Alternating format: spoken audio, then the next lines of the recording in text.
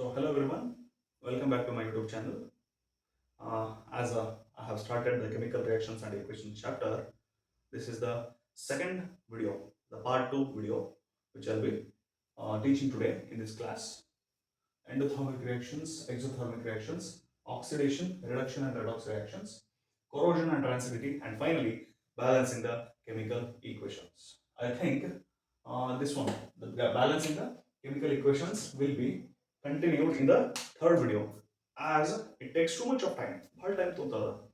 And more of the examples are seen in balancing the chemical equations. Chemical equations na balance ಮಾಡೋದ್ರಲ್ಲಿ ನಾವು ತುಂಬಾ examples ನೋಡಬೇಕಾಗ್ತದ. So I hope these three concepts are covered in this video. Okay. So my dear students, so now we will discuss about endothermic and exothermic reactions. So when we speak about endothermic and exothermic reactions, we will concentrate on the heat. A chemical reaction ಅಲ್ಲಿ ನಾವು heat ಮೇಲೆ concentrate ಮಾಡ್ತೀವಿ. ನೋಡೋಣ ಏನೇನಾಗ್ತದೆ ಅಂತ ಹೇಳಿ. Firstly, the endothermic reactions, the chemical reactions in which or the chemical reactions which absorbs the heat, along with formation of the products are called endothermic reactions. Okay. ಒಂದು ಯಾವುದು chemical reaction ಅಂತಪ್ಪ, ಆ chemical reaction ಆಗಬೇಕಾದ್ರೆ ಏನಾಗ್ತದೆ, heat absorption ಆಗ್ತದ.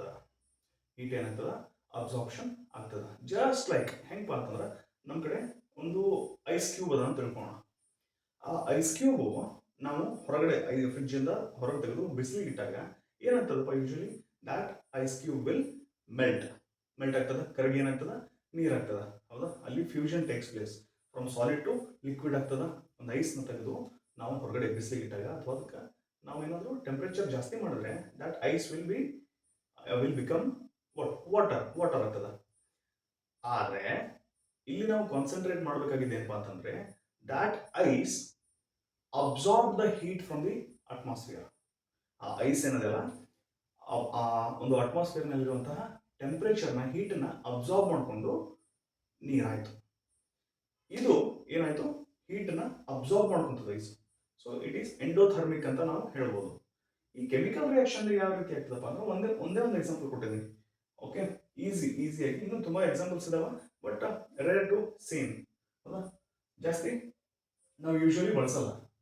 ಇಲ್ಲೇನಾಗ್ತದ, carbon dioxide and ವಾಟರ್ನ ಬಳಸ್ಕೊಂಡು plants photosynthesis ಮಾಡ್ತವೆ. Photosynthesis ಪ್ರಾಸೆಸ್ನಲ್ಲಿ ಏನಾಗ್ತದ, carbon dioxide and ವಾಟರ್ನ ಬಳಸ್ಕೊಂಡು in the presence of sunlight and chlorophyll, ಇದು ಲೈಫ್ ಪ್ರೊಸೆಸ್ನಲ್ಲಿ ಬರ್ತದೆ. ಅವಾಗ ನಾನು ಡೀಟೇಲ್ ಆಗಿ ಹೇಳ್ತೀನಿ ಏನಾಗ್ತದೆ ಅಂತ ಹೇಳಿ. ಈ ಒಂದು ರಿಯಾಕ್ಷನ್ ಅಲ್ಲಿ ಕಾರ್ಬನ್ ಡೈಆಕ್ಸೈಡ್ ಅಂಡ್ ವಾಟರ್ ತಗೊಂಡು ಪ್ಲಾಂಟ್ಸ್ ಏನ್ ಮಾಡ್ತಾವ, ಗ್ಲೂಕೋಸ್ ನ ಪ್ರೊಡ್ಯೂಸ್ ಮಾಡ್ತಾವ. Here you can see C6H12O6 ಅಂತಂದ್ರೆ this is glucose. Okay, glucose along with that the plants will also produce oxygen and water. ಇಲ್ಲಿ ಬ್ಯಾಲೆನ್ಸಿಂಗ್ ಈಕ್ವೇಶನ್ಸ್ ಬರ್ತದ, ಅದರಲ್ಲಿ ನಾವು ಹೇಳ್ತೇವೆ ನಾವು ಯಾವ ರೀತಿ ಬ್ಯಾಲೆನ್ಸ್ ಮಾಡ್ಬೇಕಂತ ಈಕ್ವೇಶನ್ಸ್ ನ. ಕಾರ್ಬನ್ ಡೈಆಕ್ಸೈಡ್ ಅಂಡ್ ವಾಟರ್ ನ ಬಳಸ್ಕೊಂಡು in the presence of sunlight and chlorophyll plants will produce glucose, carbon dioxide and water. ಇದನ್ನು ನಾವು ಎಂಡೋಥರ್ಮಿಕ್ ರಿಯಾಕ್ಷನ್ ಅಂತ ಹೇಳ್ಬೋದು. So what about exothermic reactions? The chemical reactions which releases the heat along with formation of products are called exothermic reactions ಅಂತ ನಾವು ಹೇಳ್ಬೋದು. ಏನಪ್ಪ, ಕೆಲವೊಂದು reactions ಏನಾಗ್ತದ, ಜಸ್ಟ್ ಲೈಕ್ ನಾವು ಕೆಮಿಸ್ಟ್ರಿ ಲ್ಯಾಬೊರೇಟರಿ ಒಳಗ ನಾವು NaOH ಸೊಲ್ಯೂಷನ್ ಪ್ರಿಪೇರ್ ಮಾಡ್ತಿದ್ದೇವೆ. ಏನಪ್ಪ, NaOH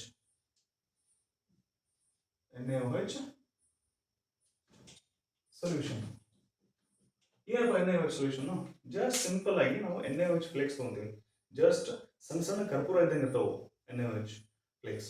ಆ NaOH ಫ್ಲೇಕ್ಸ್ ನ ತಗೊಂಡು ನೀರಲ್ಲಿ ಹಾಕಿ ಜಸ್ಟ್ ಸ್ಟಿರ್ ಮಾಡಿದ್ರೆ ಆ ಒಂದು ಬೀಕರ್ ನಾವು ಟಚ್ ಮಾಡಿ ನೋಡಿದ್ರೆ ಆ ಒಂದು ಬೀಕರ್ ಅದೇನು NaOH ಸೊಲ್ಯೂಷನ್ ಆಗಿರ್ತದಲ್ಲ, liquid solution, aqueous solution, not liquid, aqueous solution ಅಂತ ಕರಿತೀವಿ ನಾವು. ಯಾಕಂದ್ರೆ ನೀರಿನ ಜೊತೆಗೆ NaOH ಮಿಕ್ಸ್ ಆಗಿರ್ತದ. ಅದನ್ನು ನಾವು ಹೊರಗಡೆ ಬೀಕರ್ ಟಚ್ ಮಾಡಿದಾಗ ಆ ಬೀಕರ್ ಏನಾಗಿರ್ತದ, ಪೂರಾ ಬಿಸಿ ಆಗ್ಬಿಟ್ಟಿರ್ತದ. ಯಾಕೆ? NaOH ವಾಟರ್ ಜೋಡಿ ಮಿಕ್ಸ್ ಆದಾಗ ಏನಾಗ್ತದ ಹೀಟನ್ನ ಪ್ರೊಡ್ಯೂಸ್ ಮಾಡ್ತದ. ಅದೇ ರೀತಿ ಕೆಲವೊಂದು ಕೆಮಿಕಲ್ ರಿಯಾಕ್ಷನ್ಸ್ ಅವು, ಅಲ್ಲೇನಾಗ್ತದ ನೋಡೋಣ ಏನಂತ. ಗ್ಲೂಕೋಸ್ ಆಕ್ಸಿಜನ್ ಜೋಡಿ ರಿಯಾಕ್ಟ್ ಆಗಿ ಕಾರ್ಬನ್ ಡೈಆಕ್ಸೈಡ್, ವಾಟರ್ ಅಂಡ್ ಎನರ್ಜಿನ ರಿಲೀಸ್ ಮಾಡ್ತಾವೆ. Let us balance this equation. It is simple. Carbon 6, ಇಲ್ಲಿ 6 ಬರಲ್ಲ, 12 ಆಯ್ತು. Water, carbon dioxide and water 6. Okay, 6 6. Okay, the equation is balance ನಾವು. ಓಕೆ, ಇಕ್ವೇಷನ್ ಬ್ಯಾಲೆನ್ಸ್ ಮಾಡೋದು ಸ್ವಲ್ಪ ಟ್ರಿಕ್ಸ್ ಅದಾವ. ಏನಪ್ಪ, ಯಾವ ರೀತಿ ಮಾಡೋದು ಬ್ಯಾಲೆನ್ಸ್ ಇಂದ ಇಕ್ವೇಷನ್ ಅಂತ ಹೇಳಿ ನಾವು ನೋಡೋಣ, ಡೀಟೇಲ್ ಆಗಿ ಸ್ಟಡಿ ಮಾಡೋಣ. ಇಲ್ಲೇನಾಗ್ತದ, so glucose reacts with oxygen to produce or it will gives rise to carbon dioxide, water and energy. ಈ ಒಂದು ರಿಯಾಕ್ಷನ್ ಏನಾಗ್ತದ, ದಿಸ್ ರಿಯಾಕ್ಷನ್, ಈ ರಿಯಾಕ್ಷನ್ ಎಲ್ಲಿ ಆಗ್ತದ ಅನ್ನೋದಾದ್ರೆ, ನಾವೇನು ಡೈಜೆಷನ್ ಪ್ರೊಸೆಸ್ ಅಂತ ಹೇಳ್ತೀವಲ್ಲ, ನ್ಯೂಟ್ರಿಷನ್, ನಾವು ಊಟ ಮಾಡಿದ್ದು ಹೊಟ್ಟೆಗೆ ಹತ್ತದ, ಅಂದ್ರೆ ಡೈಜೆಷನ್ ಆಗ್ತದ. ಲೈಫ್ ಪ್ರೊಸೆಸ್ ಅಲ್ಲಿ ಇನ್ ಡೀಟೇಲ್ ನಾವೇನು ಆಡು ಭಾಷೆ ಒಳಗೆ ಮಾತಾಡ್ತೀವಲ್ಲ ಅದಕ್ಕಿಂತ ಭಿನ್ನವಾಗೈತಿ, ಅದಕ್ಕಿಂತ ಡಿಫ್ರೆಂಟ್ ಆಗೈತಿ, ಬಹಳ ಡೀಟೇಲ್ ಆಗಿ ವೆರಿ ಇಂಟ್ರೆಸ್ಟಿಂಗ್ ಕಾನ್ಸೆಪ್ಟ್ ಅದು ಲೈಫ್ ಪ್ರೊಸೆಸ್ ನಲ್ಲಿ ನ್ಯೂಟ್ರಿಷನ್ ಅನ್ನೋದು. ಅದನ್ನ ನೋಡಿದಾಗ ಗೊತ್ತಾಗ್ತದ. ಇನ್ನೇನಾಗ್ತದ, ನಾವು ಊಟ ಮಾಡಿದ್ದು ಏನಿರ್ತದಲ್ಲ ಆಹಾರ, ಅದರಲ್ಲಿ ಗ್ಲೂಕೋಸ್ ಇರ್ತದ. ಆ ಗ್ಲೂಕೋಸ್ ನಮ್ಮ ದೇಹದಲ್ಲಿರುವಂತಹ ಆಕ್ಸಿಜನ್ ಜೊತೆಗೆ ರಿಯಾಕ್ಟ್ ಆಗಿ ಕಾರ್ಬನ್ ಡೈಆಕ್ಸೈಡ್ ರಿಲೀಸ್ ಮಾಡ್ತದ, ಅದರ ಜೊತೆಗೆ ವಾಟರ್ ಮಾಲಿಕ್ಯೂಲ್ನು ರಿಲೀಸ್ ಮಾಡ್ತದ, and most important energy produce ಮಾಡ್ತದ. ನಮ್ಗೆ ಆಹಾರದಿಂದ ಮೇನ್ ಆಗಿ ಇಂಪಾರ್ಟೆಂಟ್ ಆಗಿ ಸಿಗೋದು energy. Okay, and one more example ನೋಡೋದಾದ್ರೆ CH4. CH4 ಅಂದ್ರೆ ನಾವು ಮೀಥೇನ್ ಅಂತ ಕರಿತೀವಿ. It is used as a fuel. Okay, methane ಏನಾಗ್ತದ, ಇಲ್ಲಿ ಆಕ್ಸಿಜನ್ ಜೊತೆ ರಿಯಾಕ್ಟ್ ಆಗ್ತದ ಅಂತ ನಾವು ಅನ್ಕೊಂಡ್ಬಿಡ್ತೀವಿ ಇಲ್ಲಿ ಈ ರಿಯಾಕ್ಷನ್ಗೆ. ಬಟ್ ಇಲ್ಲೇನಾಗ್ತದ, ಈ ಮೀಥೇನ್ ಅನ್ನೋದನ್ನ ನಾವು ಓಟೋ ಅಂತ ಅಂದ್ರೆ ಬರ್ನ್ ಮಾಡಿದೀವಿ ಅಂತ ತಿಳ್ಕೋಬಹುದು. ಸೊ ಯಾಕೆ ಹಿಂಗೆ ಸರ ಅಂತ ಕೇಳಿದಾಗ, ಬರ್ನಿಂಗ್ ಪ್ರಾಸೆಸ್ಸು ಆಕ್ಸಿಜನ್ ಇದ್ರೆ ಮಾತ್ರ ಬರ್ನಿಂಗ್ ಪ್ರಾಸೆಸ್ ಆಗ್ತದೆ. Okay, understanding. ಹಾಗಾದ್ರೆ ಇದನ್ನ ಇಲ್ಲಿ ಏನಾಗ್ತದೆ, ಆಕ್ಸಿಜನ್ ಜೊತೆಗೆ ರಿಯಾಕ್ಟ್ ಆಗಿತ್ತೇನೋ ಅಂತ ಅನ್ಬೋದು. And we can also say when methane is burned out, burning of methane ಅಂತ ಅನ್ಬೋದು. ಬರ್ನಿಂಗ್ ಆಫ್ ಮೀಥೇನ್ ಆಯ್ತಪ್ಪ ಅಂತಂದ್ರೆ ಅಲ್ಲಿ there will be formation of carbon dioxide plus water molecules. Okay, so this is all about endothermic and exothermic reactions. ಕೆಲವೊಂದು ಸತಿ ನಿಮಗೆ confusion create ಆಗ್ತದೆ, ಎಂಡೋಥರ್ಮಿಕೋ ಎಕ್ಸೋಥರ್ಮಿಕೋ ಅಂತ ಹೇಳಿ. ಜಸ್ಟ್ ನಾನು ಕೆಲವೊಂದು ಟ್ರಿಕ್ ಹೇಳ್ತೇನೆ, ನೀವು ಆಡು ಭಾಷೆ ಒಳಗೆ ನೀವು ನೆನ್ಪಿಟ್ಕೋಬಹುದು. ಏನಪ್ಪ, ಸ್ವಲ್ಪ ಹಿಂದಿ ಯೂಸ್ ಮಾಡಬೇಕಾಗ್ತದೆ. ಇಲ್ಲಿ ಏನು ಯೂಸ್ ಮಾಡಬೇಕಾಗ್ತದೆ, ಹಿಂದಿ. ಇಲ್ಲಿ ಬರುತ್ತೆ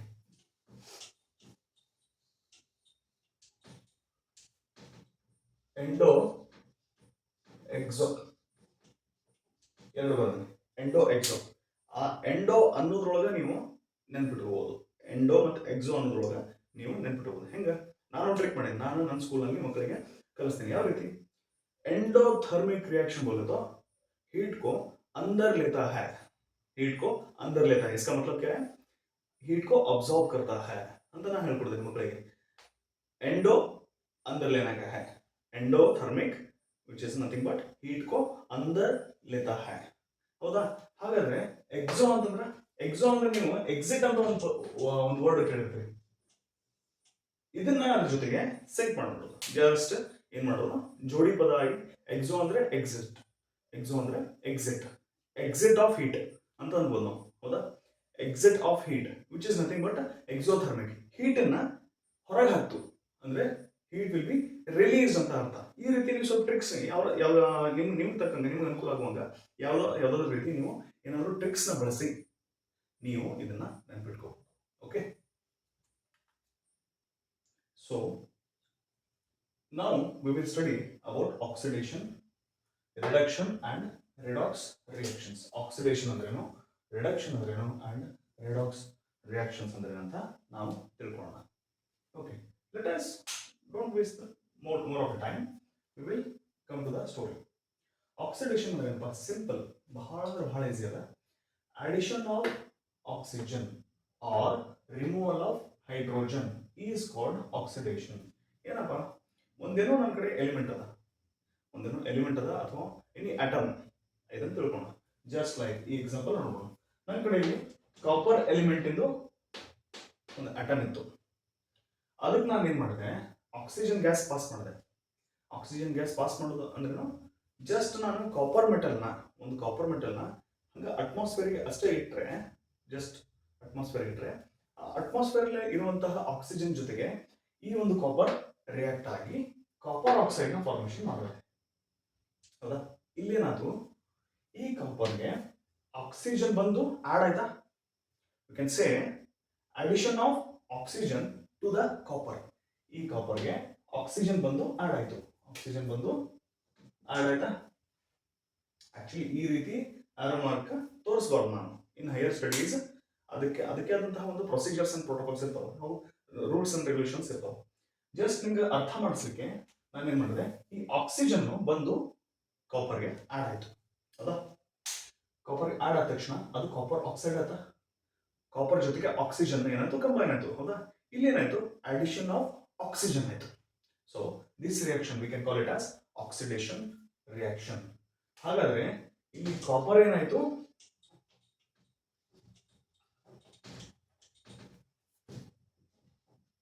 ಕಾಪರ್ ಗೆಟ್ಸ್ ಆಕ್ಸಿಡೈಸ್ಡ್.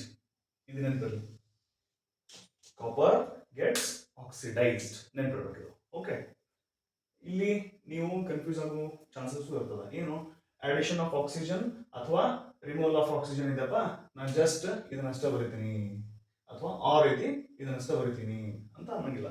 ಇಲ್ಲಿ ಏನಾಗ್ತದ, in most of the cases ನಿಮಗೆ ಆಕ್ಸಿಡೇಷನ್ ಆಗಲಿ ರಿಡಕ್ಷನ್ ಆಗಲಿ, you will see that in case of only oxygen, hydrogen ಏನೈತಲ್ಲ ಅದನ್ನ ಜಾಸ್ತಿ ನೋಡಂಗಿಲ್ಲ. In higher studies will see about hydrogen add ಆಗ್ತದೋ ಅಥವಾ ರಿಮೂವ್ ಆಗ್ತದೋ ಅನ್ನೋದು ಹೈಯರ್ ಸ್ಟಡೀಸ್ ನಲ್ಲಿ ನಾವು ಸ್ಟಡಿ ಮಾಡ್ತೇವೆ. I think when you get into PUC ಅವಾಗ ನೀವು ನೋಡ್ತೀರಾ. ಇಲ್ಲಿ ಜಸ್ಟ್ ಏನಾಗ್ತದೆ, ಅಡಿಷನ್ ಆಫ್ ಆಕ್ಸಿಜನ್ ಆಗ್ತದೆ. ಇನ್ ಕೇಸ್ ಆಫ್ ಆಕ್ಸಿಜನ್ ಅಷ್ಟೇ ನಾವು ಸ್ಟಡಿ ಮಾಡೋಣ. ಅಡಿಷನ್ ಆಫ್ ಆಕ್ಸಿಜನ್ ಆಗ್ತಾ ಇದೆ ಅಂದ್ರೆ that will be called oxidation. So copper gets oxidised ಅಂತ ನಾವು ಹೇಳ್ಬೋದು. And when it comes to reduction, removal of oxygen or addition of hydrogen is called reduction ಅಂತ ಅನ್ಬೋದು. ಇದು dead opposite of oxidation. Reduction ಅಂದ್ರೆ ಏನಪ್ಪಾ, ರೆಡ್ಯೂಸ್ ಆಗೋದು. ಇಲ್ಲೇ ಇದೆ ರಿಡಕ್ಷನ್, ರೆಡ್ಯೂಸ್, ಆಕ್ಸಿಜನ್ ರೆಡ್ಯೂಸ್ ಆಗ್ತದೆ ಅಂತ ನಾವು ಅನ್ಕೊಂಡ್ಬಿಡ್ಬೋದು ಈಸಿಯಾಗಿ. Removal of oxygen or addition of hydrogen, ಉಲ್ಟಾ of oxidation is called reduction. ಇಲ್ಲೇನು, ಇದೇ ಒಂದು ರಿಯಾಕ್ಷನ್ ನಾವು ಉಲ್ಟಾ ಬರೆದ್ರೆ which can be this reaction is reversible reaction ಅಂತ ನಾವು ಅನ್ಬಹುದು. ನಾವು ಯಾವ ರೀತಿ ಅಂದ್ರೆ, ಆ ಒಂದು ಕಾಪರ್ ಆಕ್ಸೈಡ್ ನ ಒಂದು ಯಾವ್ದಾದ್ರು ಒಂದು ರೆಡ್ಯೂಸಿಂಗ್ ಏಜೆಂಟ್ ತಗೊಂಡು ನಾನು ಆಮೇಲೆ ಹೇಳ್ತೇನೆ oxidising agent and reducing agent ಅಂತ ಕಾನ್ಸೆಪ್ಟ್ ಬರ್ತದ, which is not in a textbook, I think so, and we will see that. ನೋಡೋಣ ಏನಾಗ್ತದೆ ಅಂತ ಹೇಳಿ. Yeah, reduction removal of oxygen or addition of hydrogen ಅಂತ ಹೇಳಿದ್ವಿ. ಕಾಪರ್ ಆಕ್ಸೈಡ್ ರೆಡ್ಯೂಸ್ ಆದ್ರೆ removal of hydrogen, oxygen ಆಯ್ತಾ ಇಲ್ಲಿ, ಸಾರಿ, oxygen remove ಆಯ್ತು, ಕಾಪರ್ನ ಬಿಟ್ಟು ಹೋಯ್ತು, ಅಲ್ವಾ?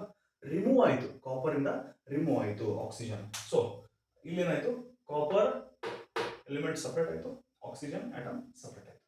ಓಕೆ, ಸೊ ಇಲ್ಲೇನಾಯ್ತು, we can call here copper gets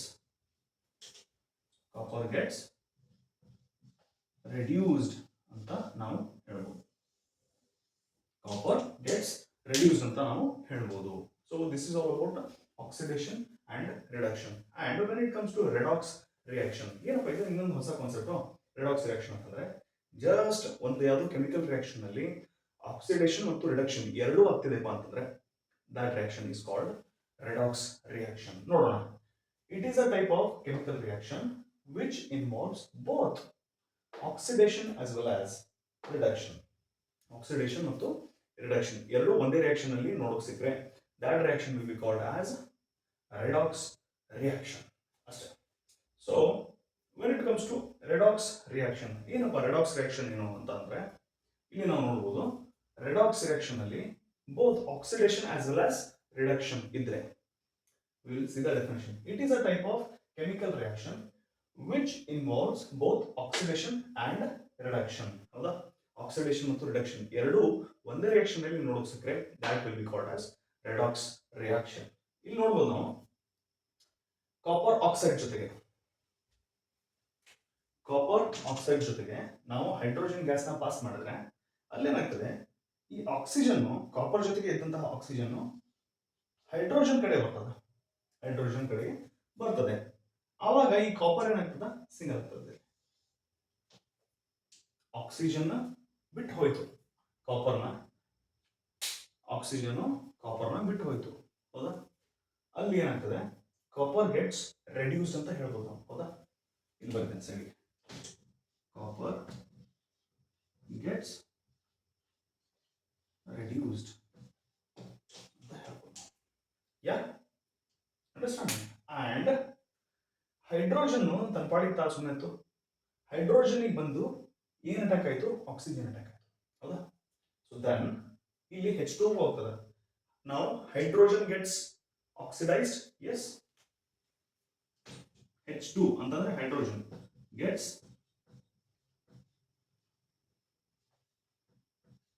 oxidised ಅಂತ ಹೇಳ್ಬೋದಾ ನಾವು? ಎಸ್. ದೆನ್ ಈ ಒಂದು ರಿಯಾಕ್ಷನ್ ಅಲ್ಲಿ ಆಕ್ಸಿಡೇಷನ್ ಇದೆ, ರಿಡಕ್ಷನ್ ಇದೆ. Then this type of reaction is called redox reaction. Okay.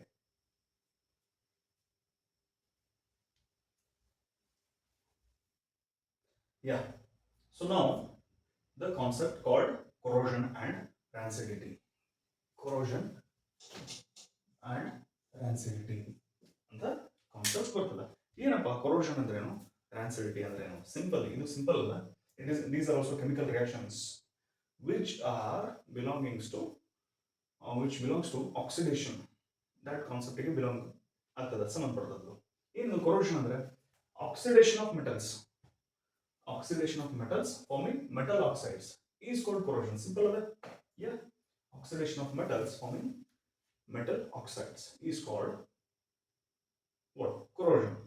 ನೀವು ಇನ್ ಕಾಮನ್ ವರ್ಡ್ಸ್ ನಾವೆಲ್ಲ ಯೂಸ್ ಮಾಡ್ತೀವಿ. ಏನು, ಜಂಗ್ ಹಿಡಿಯೋದು, ತುಕ್ ಹಿಡಿಯೋದು, ಹೌದಾ, ಹಿಂಗೆಲ್ಲ ಅಂತೀವಿ. ಈ ಜಸ್ಟ್ ಒಂದು ಐರನ್ ಪೀಸ್ ನೀವು ಮನೆ ಕಟ್ಟಬೇಕಾದ್ರೆ ಅಥವಾ ಒಂದೇನೋ ಬಿಲ್ಡಿಂಗ್ ಕನ್ಸ್ಟ್ರಕ್ಷನ್ ಆಗಬೇಕಾದ್ರೆ ಐರನ್ ರಾಡ್ಸ್ TMT ಕಂಬಿಗಳನ್ನ ಬಳಸಿರ್ತಾರಲ್ಲ, ಅದನ್ನ ಹೊರಗಡೆ ಹೋಗಿರ್ತಾರೆ ಬಹಳ ಜನ. ಅವೇಂತೂ ಬರ್ಬರ್ತಾ shine, they loses the shiny nature of metal ಅಂದ್ರೆ usually they have shining what appearance. ಹೌದಾ, ಲಸ್ಟ್ರಸ್ ಅಂತ ಕರೀತೀವಿ ನಾವು. ಶೈನಿ ಅಪಿಯರೆನ್ಸ್ ಇರ್ತದೆ, ಆ ಶೈನಿ ಅಪಿಯರೆನ್ಸ್ ನ ಕಳ್ಕೊತದ. ಅಲ್ಲಿ ಏನಾಗ್ತದ, ರೆಡಿಶ್ ಕಲರ್ ಬರ್ತಾ ಹೋಗ್ತದೆ ಐರನ್ TMT ಬಾಗಿಲು. ಅಂಡ್ ಅದಷ್ಟೇ ಅಲ್ಲ, ನಿಮ್ಮ ಮನೆಯಲ್ಲಿ ಒಂದು ತಾಮ್ರದ ಏನಂತಿರಲ್ಲ, ಚೊಂಬು ಅಥವಾ ಒಂದು ಏನು ಕೊಡ ಅಥವಾ ಬಿಂದಿಗೆ ಅಂತ ಏನಂತಿರಲ್ಲ, ಹೌದಾ, ಕಾಪರ್ ಮೆಟಲ್ ಯೂಸ್ ಮಾಡುವಂತಹದ್ದು ಒಂದೇನಾದ್ರೂ ಚೊಂಬು ಅಥವಾ ಚರಿಗೆ ಅಂತಿರಲ್ಲ, ಚರಿಗೆ ಅಥವಾ ಒಂದು ಕೊಡ ಬಿಂದಿಗೆ ಇದ್ರೆ ಅದನ್ನ ಹಬ್ಬ ಹುಣ್ಣಿಮೆ ಬಂದಾಗ ನಾವೇನ್ ಮಾಡ್ತೇವೆ, ಹುಣಸೆ ಹಣ್ಣು ಅಥವಾ ನಿಂಬೆ ಹಣ್ಣು ಅಥವಾ ಪೀತಾಂಬರಿ ಯೂಸ್ ಮಾಡ್ಕೊಂಡು ತಿಕ್ತೇವೆ. ತಿಕ್ಕಿದ ತಕ್ಷಣ ಇಟ್ ವಿಲ್ ಶೈನ್. ಹೌದಾ, ನೀಟಾಗಿ ತೊಳೆದ ತಕ್ಷಣ ಅದೇನಾಗ್ತದ, ಶೈನಿ ಆಗ್ತದೆ, ಬ್ರೈಟ್ ಆಗಿ ಶೈನ್ ಆಗ್ತದೆ. ಅದೇ ಸಪೋಸ್ ಆ ಒಂದು ಏನು ಕಾಪರ್ ವೆಸಲ್ನ ನಾವು ತೊಳೆಯೋಕಿನ ಮುಂಚೆ ಹೆಂಗಿತ್ತು, ಕಪ್ಪಾಗಿತ್ತು.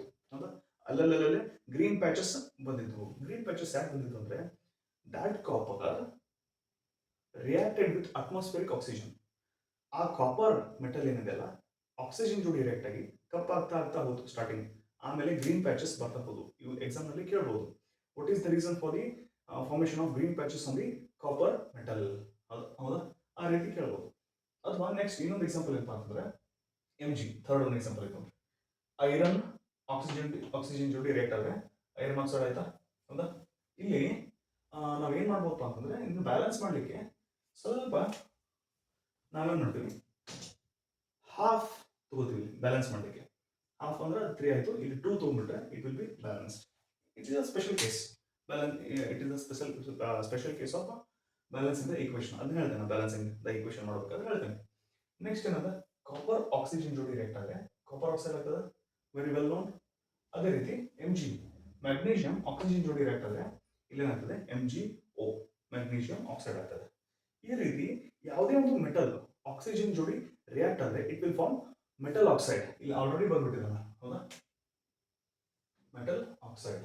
ಇಷ್ಟೇ, oxidation of metals forming metal oxide is called corrosion. ತುಕ್ಕು ಹಿಡಿಯೋದು, ಜಂಗ್ ಹಿಡಿಯೋದು ಅಂತ ಏನು ಕರಿತೀವಲ್ಲ ಅದು.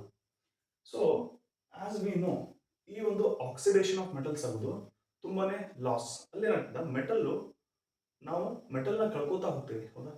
The strength of that metal will decrease and we lose the metal, ಹೌದಾ.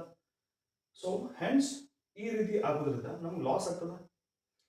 And we can how can we prevent the oxidation of metals? ಈ ಒಂದು ಜಂಗ್ ಹಿಡಿಯೋದು, ತುಕ್ಕು ಹಿಡಿಯೋದನ್ನು ನಾವು ಯಾವ ರೀತಿ ನಾವು ತಡೆಗಟ್ಟಬಹುದು? How can we prevent? Just ಒಂದು ಸಣ್ಣ ಮಗು ಕೇಳಿದ್ರು ಹೇಳ್ತಾನ, ಏನಪ್ಪ, ಒಂದು ಕಬ್ಬಿಣದ್ದು ಒಂದು ಯಾವುದೋ ವಸ್ತು ಜಂಗ್ ಹಿಡಾಕತ್ತಪ್ಪ ಅಂತಂದ್ರೆ, ಜಂಗ್ ಹಿಡಿಬಾರ್ದು ಅಂತಂದ್ರೆ ಅವನ್ ಸಿಂಪ್ಲಿ ಏನ್ ಮಾಡ್ತಾನ, ಅವ ಏನ್ ಹೇಳ್ತಾನ, ಜಸ್ಟ್ ಅದಕ್ಕೆ ಪೇಂಟ್ ಮಾಡಪ್ಪ, ಅದರ ಸರ್ಫೇಸು ಅಪ್ಪರ್ ಸರ್ಫೇಸ್ನ ಪೇಂಟ್ ಮಾಡುವಂತ ಸಣ್ಣ ಮಗು ಸತ ಹೇಳ್ತೈತೆ ನಮ್ಗೆ, ಹೌದಾ. ಅಥವಾ ನಾವು ನೋಡ್ಬೋದು, ಏನಾದರೂ ಬಾಗಿಲ, ಕಿಟಕಿ, ಹೌದಾ, ಜಂಗ್ ಹಿಡಿದು, ತುಕ್ಕು ಹಿಡಿದು ಚರ್ ಚರ್ ಚರ್ ಅಂತ ಹಿಂಗೆ ಆವಾಜ್ ಬರ್ತದ, ಹೌದಾ. ಆ ರೀತಿ ಆವಾಜ್ ಬರ್ಬೇಕಾದ್ರೆ ನಾವೇನ್ ಮಾಡ್ತೀವಿ, ಅದಕ್ಕೆ ಸ್ವಲ್ಪ ಎಣ್ಣೆ ಬಿಡೋದಾಗ್ಲಿ, ಯಾವ ಎಣ್ಣೆ, ರಾಟಿ ಎಣ್ಣೆ, ಅಥವಾ ನಾವೇನ್ ಮಾಡ್ತೀವಿ, ಲೂಬ್ರಿಕೆಂಟ್ಸ್, ಹೌದಾ, ಆ ಒಂದು ಸುಟ್ಟ ಎಣ್ಣೆ ಅಂತ ಕರಿತೀವಿ ನಾವು, ಹೌದಾ. ಆ ರೀತಿ ಆಯಿಲ್ಸ್ನ ನಾವು ಬಿಡೋದಾಗ್ಲಿ ಮಾಡ್ತೀವಿ.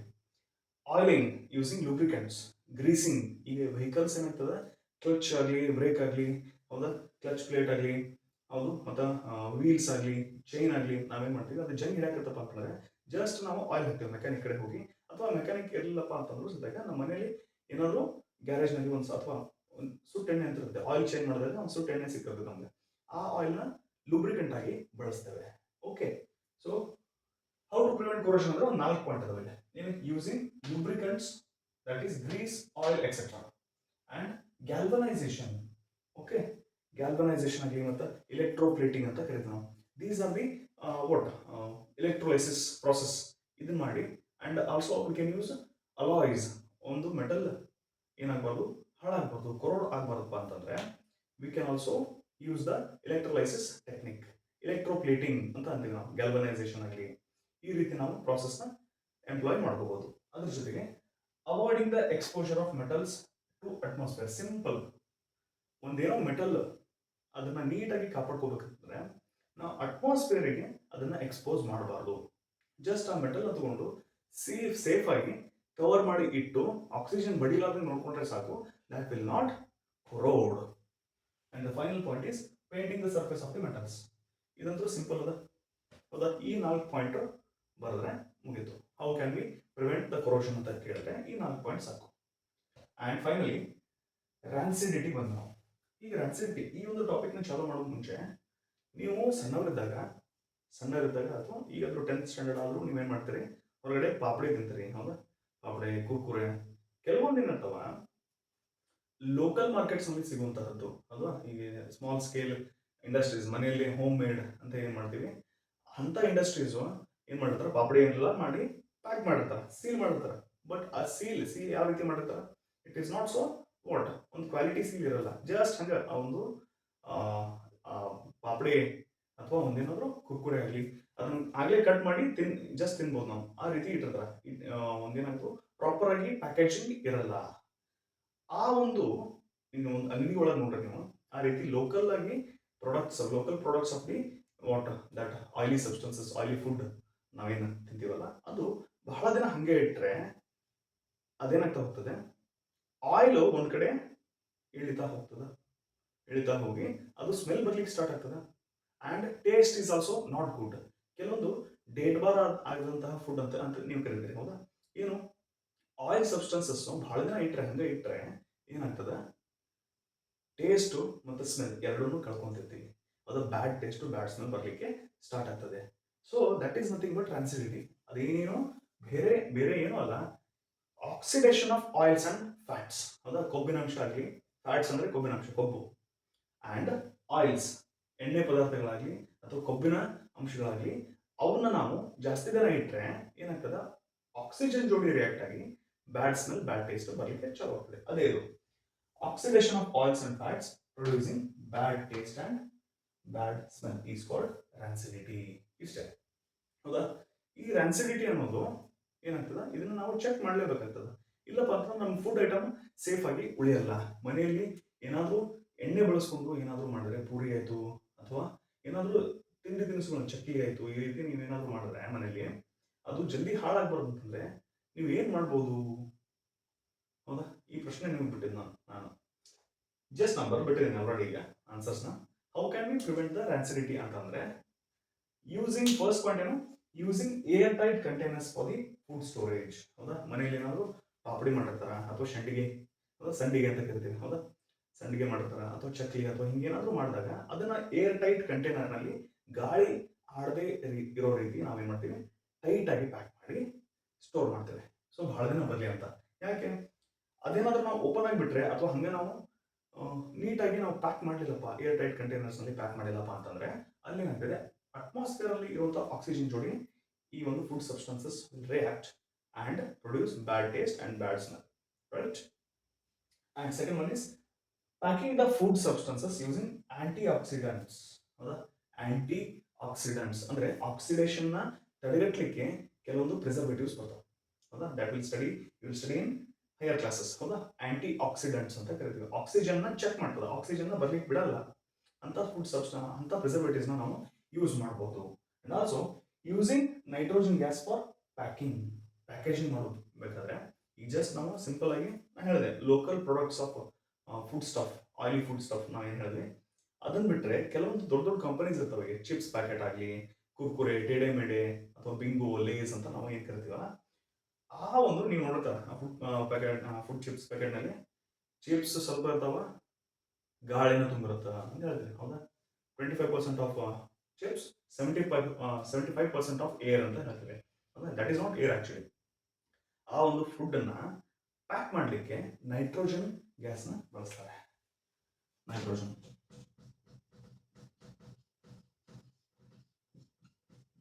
N2 N2 ಅಂದ್ರೆ ಎಂಟಲ್ಲ, N2. Okay, nitrogen, I'm sorry, nitrogen ಗ್ಯಾಸ್ನ ಬಳಸ್ತಾರೆ. ಯಾಕೆ? Nitrogen will not allow oxygen to come in contact with the chips. ಹೌದಾ? ಸಪೋಸ್ ನಾವು ಆಕ್ಸಿಜನ್ ನ ಫಿಲ್ ಮಾಡಿ ಸೀಲ್ ಮಾಡಿ ಆ ಒಂದು ಯಾವುದೋ ಒಂದು ದೊಡ್ಡ ಕಂಪನಿದು ಒಂದು ಚಿಪ್ಸ್ ಪ್ಯಾಕೆಟ್ ಮಾಡ್ತಾ ಇದ್ದಿಪ್ಪ ಅಂತಂದ್ರೆ ಜಲ್ದಿ ಹಾಳಾಗೋಗ್ಬಿಡ್ತದೆ. ಸೊ ಹಂಗಾಗಬಾರ್ದು ಅಂತ ಏನು ಮಾಡಿರ್ತಾರ, ಆಕ್ಸಿಜನ್ ಜೊತೆಗೆ ರಿಯಾಕ್ಟ್ ಆಗಲಿಕ್ಕೆ ಬಿಡಬಾರ್ದಲ್ಲ ಈಗ. ಸೊ ನೈಟ್ರೋಜನ್ ಹಾಕಿ ಪ್ಯಾಕ್ ಮಾಡ್ತಾರ ಆ ಚಿಪ್ಸ್ ಪ್ಯಾಕೆಟ್ನ, so that no oxidation takes place. Oxidation ಆಗಲಿಕ್ಕೆ ಚಾನ್ಸ್ ಇಲ್ಲ. That is not oxidation, actually it is rancidity ಅಂತ ಹೇಳ್ತೀವಿ. ಹೌದಾ? ರ್ಯಾನ್ಸಿಡ್ ಕನ್ನಡದಲ್ಲಿ ರ್ಯಾನ್ಸಿಡಿಟಿಗೆ ಕಮಟುವಿಕೆ ಅಂತ ಕರೀತಾರೆ. ಹೌದಾ? ಕಮಟಾಗಿವ ನೋಡ್ರಿ ಚಿಪ್ಸು ಅಂತ ಅಂತೀವಿ. ಹೌದಾ? ಕಮಟುವಿಕೆ ಅಂತ ಕರಿತೀವಿ. ಆ ಕಮಟುವಿಕೆ ಅಥವಾ ರ್ಯಾನ್ಸಿಡಿಟಿನ ತಡೆಗಟ್ಟಲಿಕ್ಕೆ, ಪ್ರಿವೆಂಟ್ ಮಾಡಲಿಕ್ಕೆ these are the steps. Okay, and I think I have completed most of the what concepts in this lesson. Just ಏನು ಉಳಿದದ ಒಂದು ಕೆಮಿಕಲ್ ಈಕ್ವೇಷನ್ಸ್ ನ ಬ್ಯಾಲೆನ್ಸ್ ಮಾಡೋದು, balance in the chemical equations, and ಒಂದು ಡೈಗ್ರಾಮ್ ಇದೆ, electrolysis of water, which is the topic of which comes under the topic of decomposition reaction. ಆ decomposition reaction ಅಲ್ಲಿ ಒಂದು electrolytic decomposition, electrolysis ಆ ಒಂದು concept ನಲ್ಲಿ ಬರುವಂತದ್ದು ಒಂದು ಡೈಗ್ರಾಮ್ ಇದೆ. ಅದನ್ನು ಸಹ I will be dealing with those two concepts, electrolysis of water and balance in the chemical equations. I will handle in the next part. Okay, till then, bye bye.